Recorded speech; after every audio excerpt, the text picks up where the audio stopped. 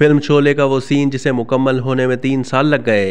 बॉलीवुड की blockbuster film Sholay को भारतीय सिनेमा की तारीख की बेहतरीन फिल्म करार दिया जाता है, लेकिन क्या आप जानते हैं कि इस फिल्म का एक ऐसा सीन भी है जिसकी शूटिंग मुकम्मल होने में 3 साल लग गए थे। हिंदुस्तान टाइम्स की एक रिपोर्ट के मुताबिक अमिताभ बच्चन ने एक इवेंट के दौरान अपनी इस कामयाब फिल्म के बारे में बात करते हुए इस सीन का किस्सा सुनाया।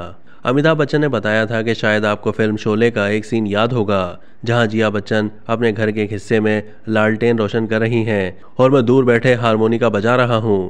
इस सीन को मुकम्मल करने के लिए एक खास किस्म की रोशनी की ज़रूरत थी। बॉलीवुड के शहंशाह ने मजीद बताया कि हमारे फोटोग्राफी के डायरेक्टर की ख्वाहिश थी कि ये सीन उस वक्त फिल्माया जाए जब सूरज गुरूब हो रहा हो। अमिताभ बच्चन ने कहा कि आपको यकीन नहीं आएगा कि हमें इस सीन को अक्सबंद करने में 3 साल का वक्त लगा, क्योंकि इससे पहले हर बार कुछ ना कुछ हो जाता या कभी रोशनी ठीक नहीं मिलती।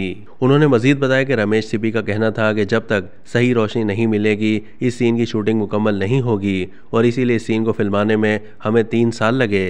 ख्याल रहे कि 1975 की इस कामयाब फिल्म में अमिताभ बच्चन, धर्मेंद्र, जिया बच्चन, हेमा मालिनी, संजीव कुमार और अमजद खान ने अहम किरदार अदा किए थे, जबकि हिदायतकार रमेश सिप्पी थे।